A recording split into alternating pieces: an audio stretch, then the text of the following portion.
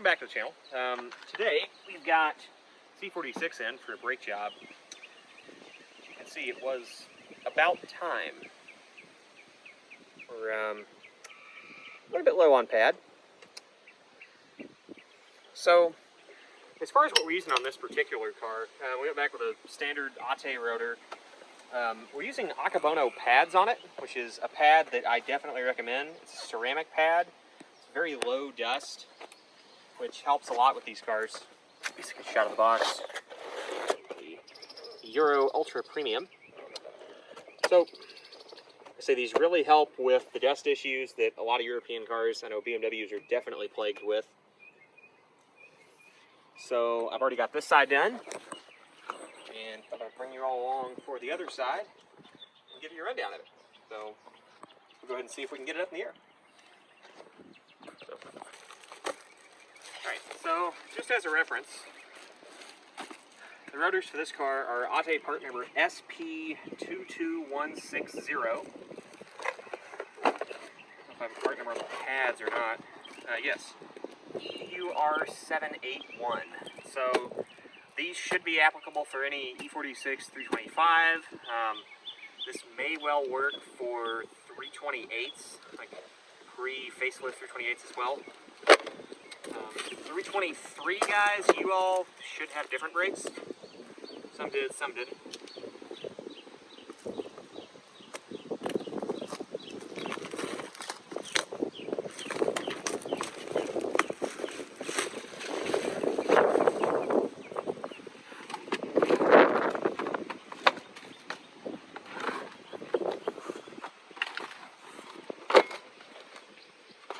Here's what this should look like. So you have a nice even surface. It's very flat. It doesn't have a bunch of grooves in it. And ideally, when your brakes are working right and they're nice and worn, you should get this nice surface on it as well. Usually any sort of divot or anything is going to cause you to have either pulsation in the pedal, or in this case, a severe grinding noise when braking.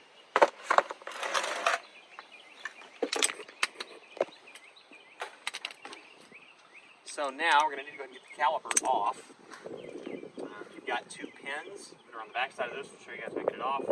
You've got this, which is a spring clip that helps it to not rattle. You've got two bolts here that hold the bracket on, which has to come off to get the rotor off. You've also got this set screw in the rotor. As far as that, I recommend using an impact like this to get that out.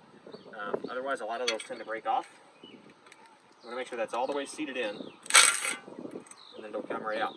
You can see that little indentation on the tool where it went in. If that's not seated all the way, this is probably going to try to strip. If it strips, you're going to have to break the rotor to get it off. So you're going to have to get the caliper off and get probably at least like a 2 or 3 pound sledgehammer and hit the back face of the rotor and basically break this out of here. If you look at the back of the rotor, you got that there, but if you notice, there's not really that much material there, and it will break. You'll just have to hit it a few times. So I'm going to go ahead and get our spring clip off now.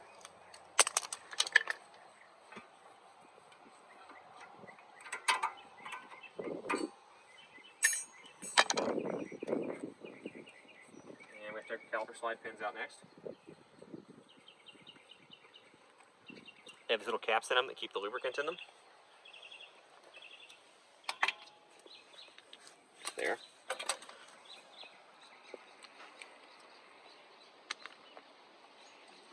Caliper slide pins are a 7. There's 7 hex key.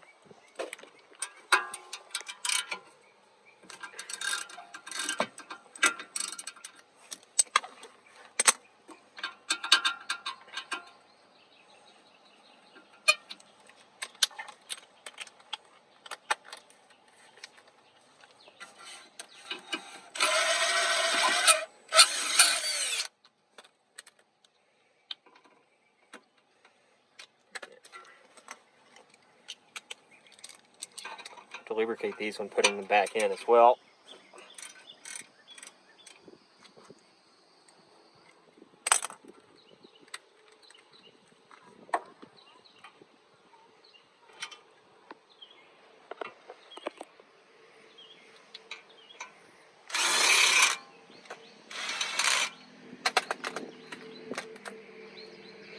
Now, you're going to thread these. You want to take, probably a good idea to pull them all the way out, or at least most of the way out, so they don't catch when you're trying to get the caliper off. You can see these are dry. If these end up too dry, the caliper can stick, which can then cause the brake pad to wear unevenly. You'll end up with one side of the pad having more material if the caliper can't move, as this is a floating caliper.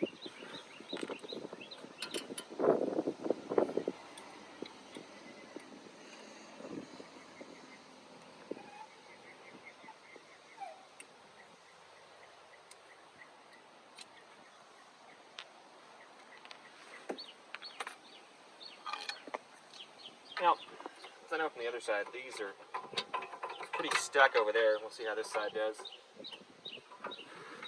About the same.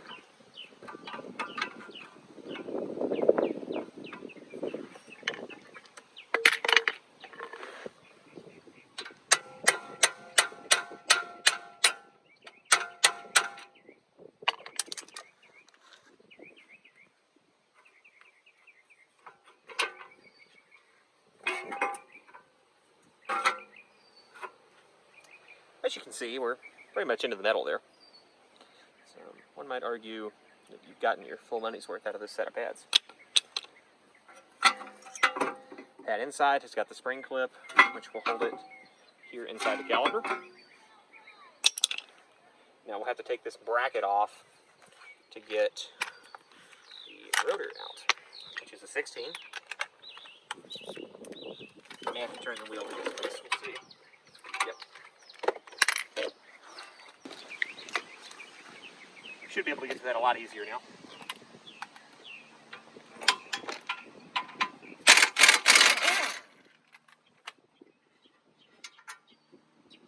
I recommend breathing all the dust in.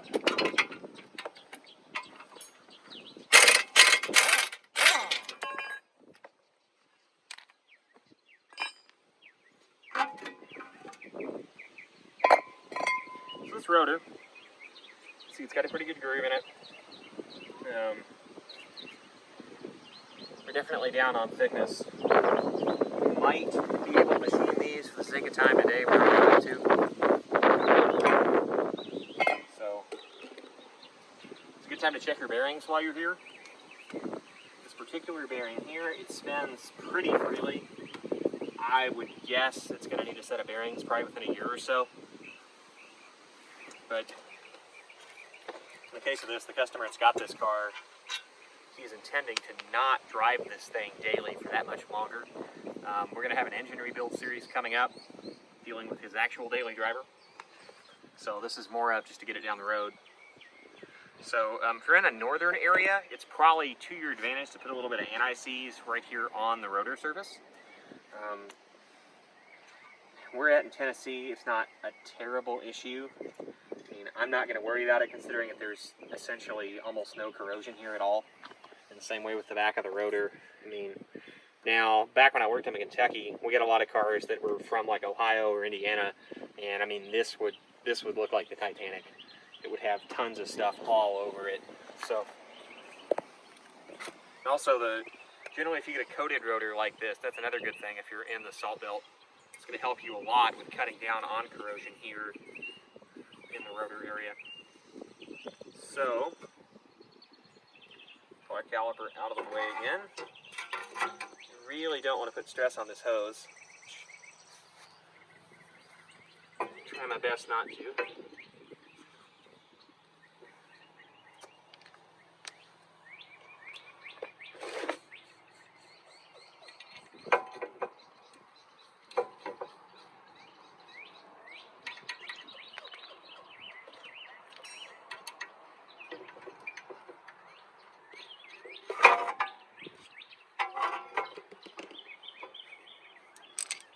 Putting these on, just kind of snug them up. You really don't want that tight. Again, if you're in the salt belt, put anti-seize on that. Otherwise, it's going to break off. And if it breaks off in there in your bearing and you can't get it out, then you have to put a bearing in prematurely. Okay, so as far as this brake clean here, it's really just to get off where I touched it.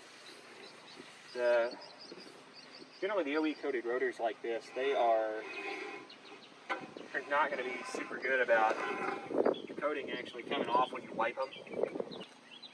Alright, so we got a rotor on, got a bracket, that's got to go back on. You want to check your slides and make sure they don't have a lot in them. I am going to get a wire brush, just kind of knock these out real fast.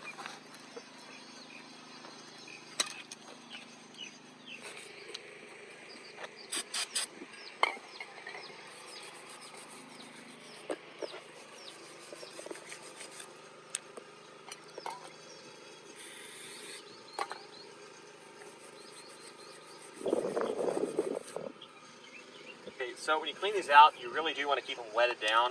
I'm using some brake clean. I'm not using a lot of this. If you're using this, use gloves. Don't be like I'm doing right now. I mean, if I was having to hold anything that had brake clean on it, I would have gloves on.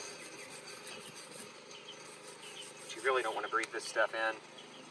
If you're dealing with an older car, your brake lining may well have asbestos in it too. Here in the U.S., you were still able to use asbestos brake lining up until 2006.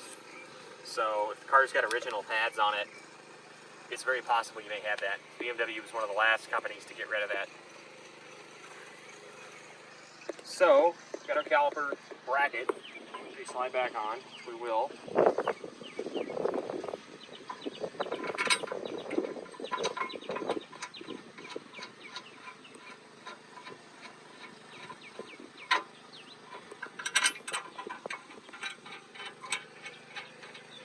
Alright, so we've got the bracket just kind of loosely on.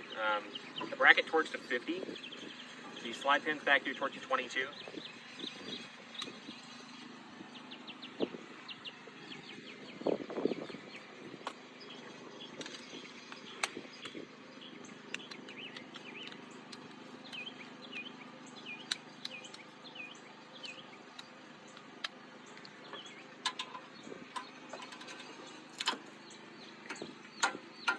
What's the recommendation on doing this type of work where you change the pads and so on and so forth?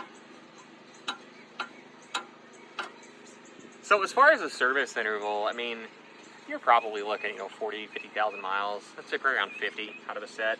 I mean, if you drive harder, that's going to be different. This also depends on what type of pad you're using. So if you're using generally like a sticky or track pad, say a hawk pad or something like that, you're going to have a less lifespan, but then again, if you're running a track pad, you're probably used to that.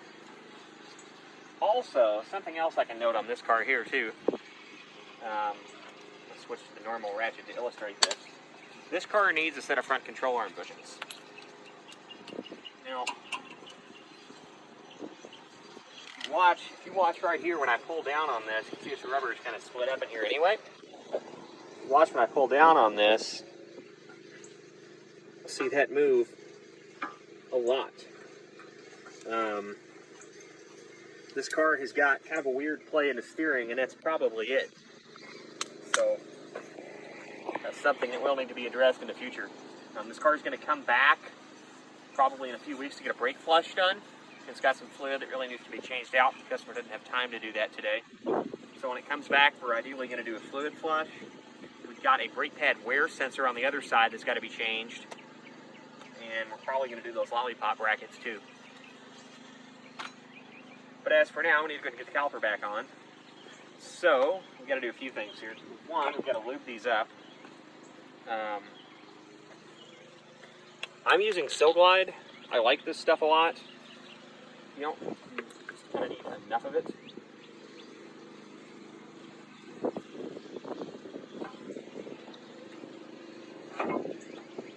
Just to make sure that those do not get stuck. Silglide is basically nothing more than a silicone paste. You can use it on a lot of various things.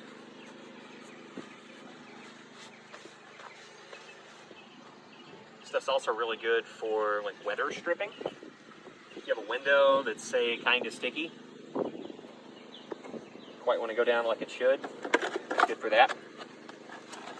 Now when it comes to put the pads on, making sure that you've got no dirt or any contaminants on the surface, or at least not many.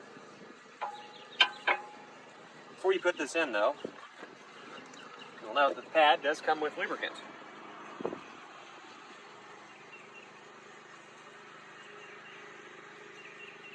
What does the lubricant do?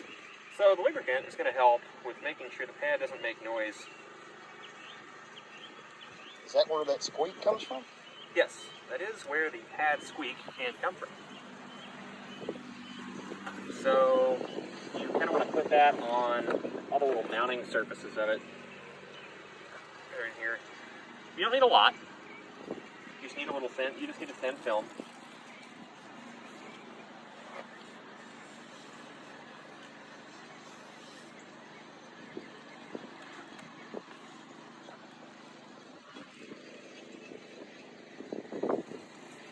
Finally, before we mount this up, we're going to have to compress this caliper.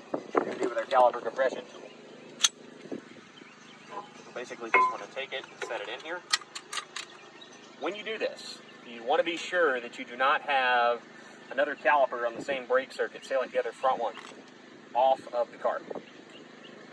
Particularly in older cars where you don't have ABS and stuff's tied together, it's less of an issue here, but you can overextend the other caliper with the fluid pushing back, and then have the piston blow out.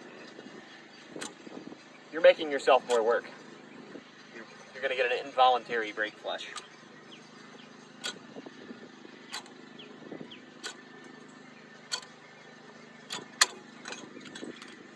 So with that in, we can go ahead and put this pad in. Pop that in. This pad's going to sit down here. And that will drop in like so. Once that's in, you want to take your 6 Allen key, 7 Allen key. Go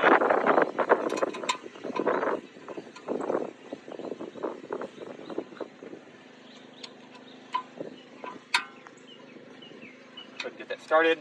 Run them in with this.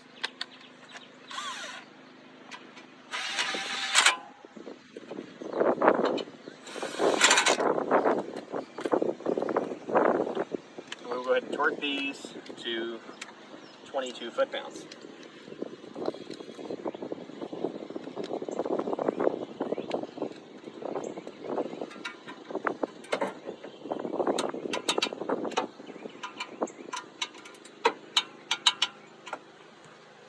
Once we're done, I used to put a little bit of Silglide in the cap of these. It's kind of as like a grease reserve. And then go ahead and push the cap on.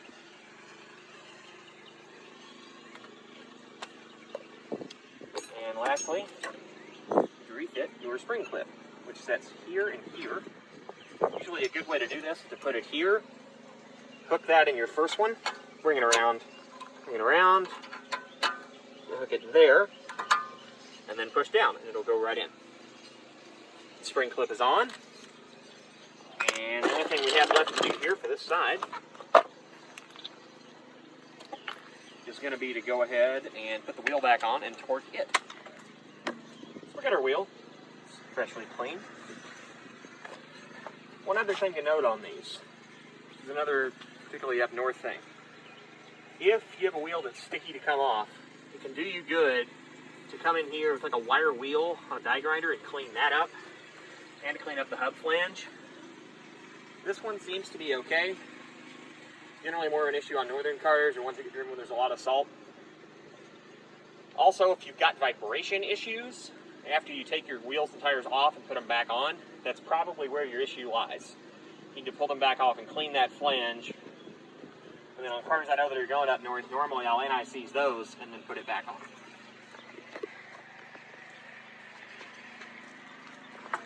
But in this case, we're in Tennessee, and this car is going to be staying down here.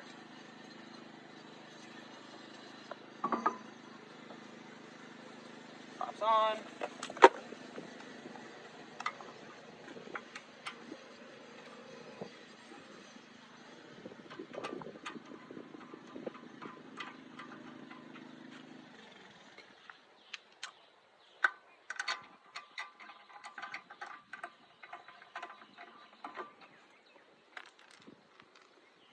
What What spec do they call for the lug nuts to be? So the service manual has a range, actually has a range on lug nut torque. In my case, I usually go to 91. I've seen various manuals spec like anywhere from 88 to 105. Most people I've ever been around generally stay around 90. So I've been using that number for years and haven't had one fall off.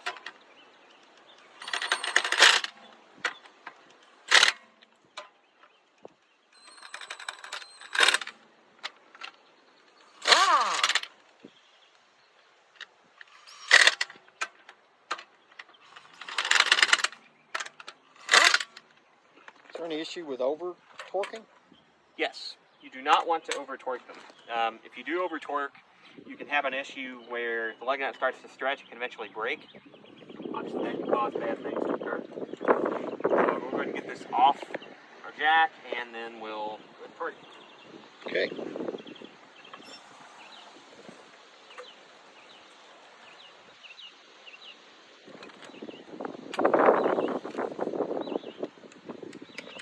Alright, so now that we're down, we're going to go ahead and set this to 91. And we're going to torque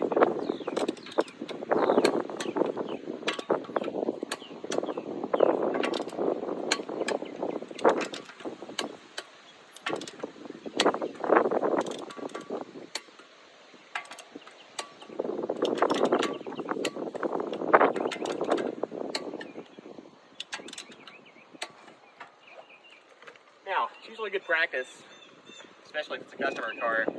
If you do anything to this car at all, you need to take your torque wrench and hit all four wheels. Wheels fall off entirely more often than you think they do. So if you're the last guy to touch it, it's a case where you're going to get blamed for it, even if it is entirely not your fault. So that is always worth doing.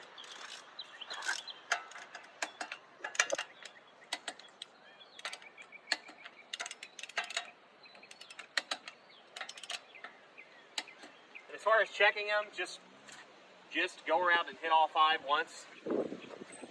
More of just an insurance measure to cover yourself.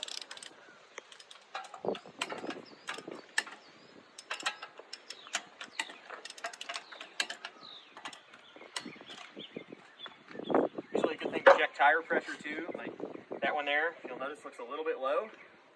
We are going to go ahead and check that before we go and break these pads in.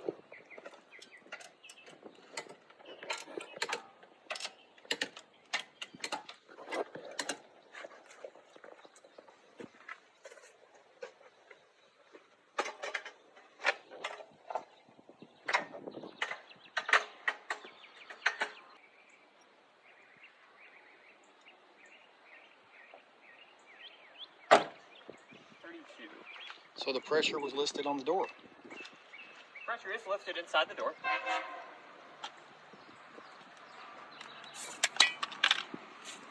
In this case, this car calls for 32. Most BMWs I tend to run at right around 32 on them. They tend to wear pretty evenly there. So generally, if you're finding that you've got lower tread in the middle, you're running too much pressure. Vice versa, if you have a lack of tread on the outside, but you've got a ton in the middle, the middle of your tire is probably in, and you're too low. But that's pretty rare. Usually if you're overinflated, you start running out in the middle.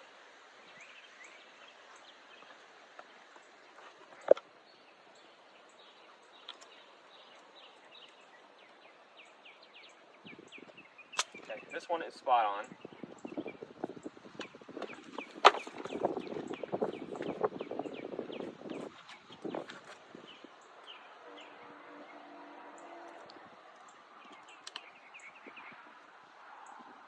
This one's actually a little bit high.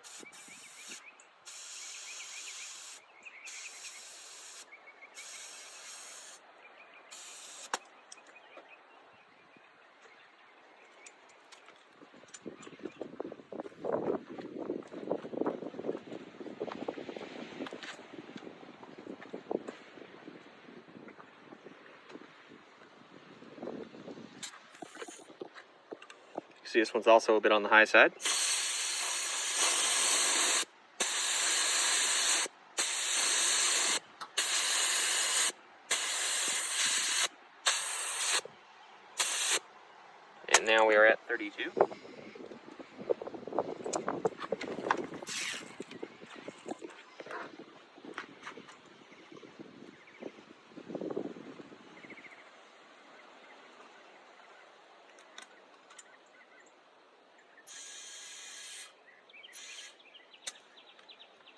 That was a couple pounds low.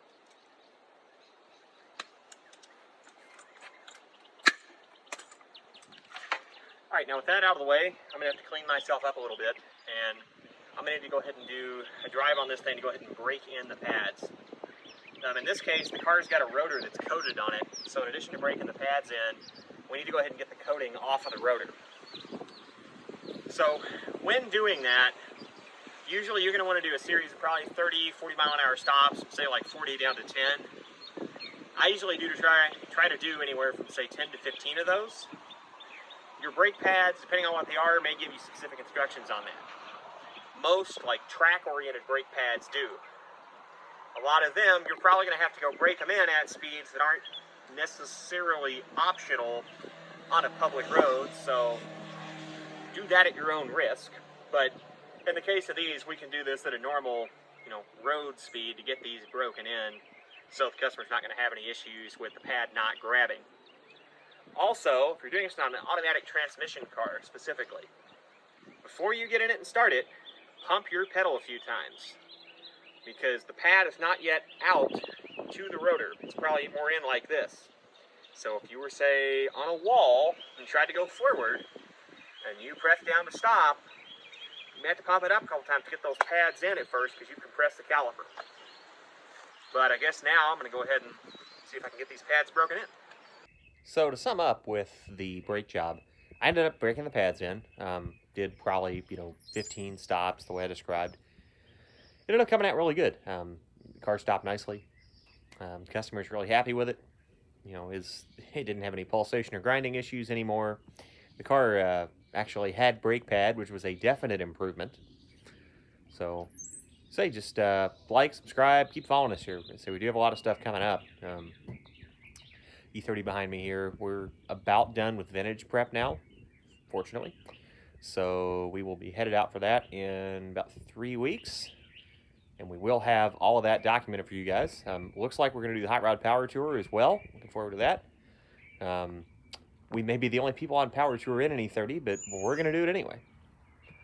So, all right, thanks.